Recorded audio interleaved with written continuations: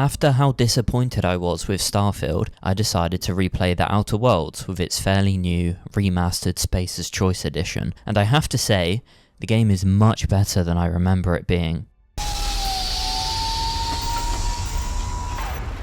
Ah, you've landed good. Hawthorne should be close by. What in law's name? Is that him? Oh, that idiot. When I first played this game, back when it launched in 2019, I thought it was pretty average. I got hung up on how basic the combat was and I didn't understand the theme or most of the humour, but for whatever reason, this time around, everything just clicked and I had an absolute blast playing this game. Let's start with the bad, just to get it out of the way, then I can spend the rest of the video gushing about why I love this game so much. The combat is not good. Even at the time that Outer Worlds originally released, the combat was outdated. It feels like a slightly upgraded version of New Vegas combat. The graphical fidelity, even in this remaster, can be quite janky. The textures aren't particularly impressive, however the art style is wonderful, more on that later. There is no lockpicking or hacking minigame, you just have to have enough mag picks or bypass shunts, the amount being affected by your hack and lockpick skill. I would have liked a minigame for these, but that's a very small nitpick.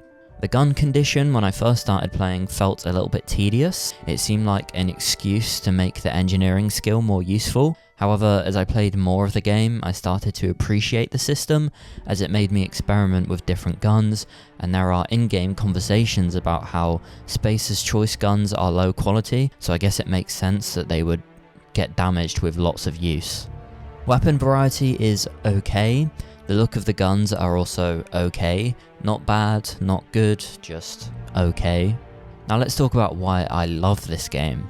The game is genuinely really funny and has some real laugh out loud moments. I think I probably laughed out loud on average every third conversation with someone. Obviously people have very different humour, which is why it's so hard to get comedy right in mass media. However, I really enjoy the comedy in this game. I think the writing is seriously witty and the voice acting is great, meaning the delivery of the jokes are also great.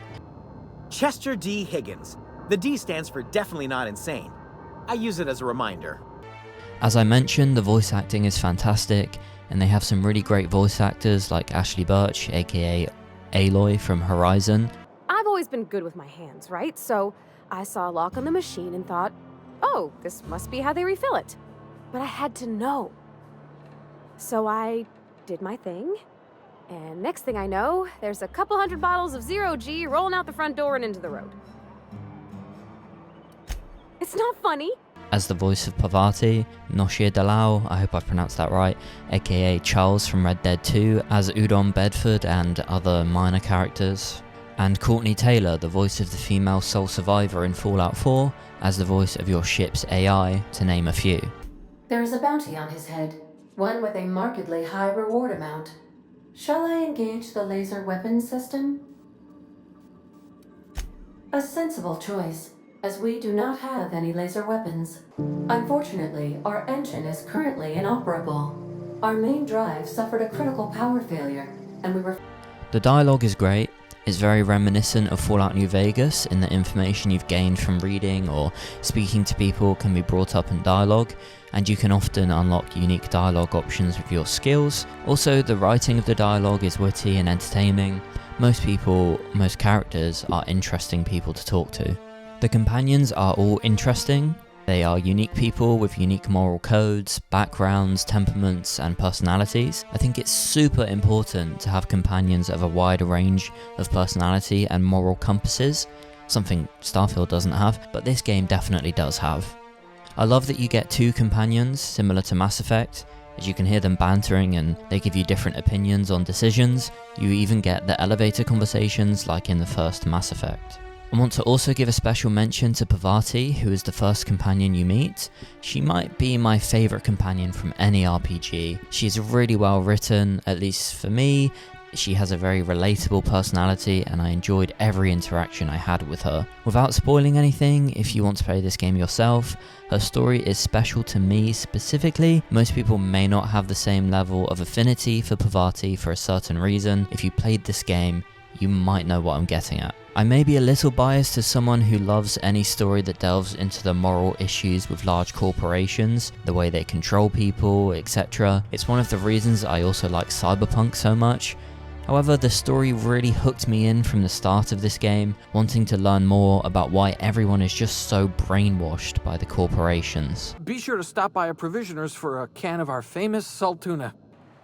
Don't take this the wrong way or nothing, but I'm not allowed to fraternize with Clio workers. Company policy. Suicide's a crime. The legal term is irreparable damage to company property. What Eugene did to himself was vandalism. I'm plenty serious. In fact, I'm a little upset Eugene didn't think things through. The game covers a lot of political themes, which is something I very much enjoy. However, if you are not into that kind of thing, you may not like this game. It talks about how corporations can help or hinder people, control their lives, and there is a lot of commentary about the good and evil of capitalism. I love that shit. Hook it into my veins. The game presents you with genuinely difficult and nuanced decisions. The very first town you visit presents you with a challenging moral dilemma that you have to solve. As mentioned earlier, even though the graphical fidelity is not amazing, the art direction is. I love the art style of this game, even if it does feel a little bit too similar to Fallout. The game is very charming. Some may find it a little bit too quirky, but I much prefer a little bit of cringe here and there than a bland and boring experience, like some games. Moving on. The design of the planets and towns is generally good. They went for lots of colour and character, which may be overwhelming for some, but I liked it. The combat has a satisfying level of gore and dismemberment, which is something I very much enjoy in video games. The dodge feature is nice. I don't use melee, but I would imagine it's great for that. The time dilation does not make up for the janky combat, however I'm glad they included it, and the weak point system is cool, allowing you to pinpoint certain parts of an enemy to apply different effects like blindness and knockdown. The skill system is great, allowing you to really personalize your character. I like that you can give yourself weaknesses to master other skills, and the perks are mostly interesting as well. It's classic RPG stuff, but I think it's done well. The reputation system is a good addition to the game, however I didn't find myself thinking about it too much. I like the idea of it a lot, but I would have liked it to have more of an actual impact on how the game plays. It only seems to make a difference if you make extreme decisions or purposely make a faction love or hate you. I suppose if you wanted to make the reputation system more involved in your playthrough, you can force it by making a reputation so bad you reach the kill on sight level, for example. It's potentially true that I was just too neutral in my playthrough, which is why I didn't feel the effects of the system too much. I only really noticed it when getting cheaper prices at vendors. The floors are also an interesting mechanic, allowing you to decide if you want to take what are essentially traits, giving you negative and positive permanent effects. For example, permanently maimed reduces your offensive skills, but gives you a perk point. There is also a perk that increases your damage per how many floors you have, so a build with that perk that takes all of the floors would be a very interesting one. To add to all of the stats and perks and RPG goodness, you can also choose your companions' perks and easily edit their loadout, which is really nice. In conclusion, I don't know if it's just the disappointment and blandness of Starfield that's made me love my replay of this game so much, and this game is definitely not perfect. I wouldn't, like if I had to give it a scale of 1 to 10, I probably wouldn't give it a 9 or a 10. I'd probably be somewhere around an 8. I think what makes me personally love this game so much is the comedy is so good and it's just so unique and interesting, and I guess after Starfield I was just clamoring for something with a bit of personality, and this game definitely has that in abundance. So if you're looking for a game that has a lot of talking but interesting conversations with good humor, this is definitely a game that I think you would enjoy. So thanks for watching, and hopefully I will speak to you in the next one.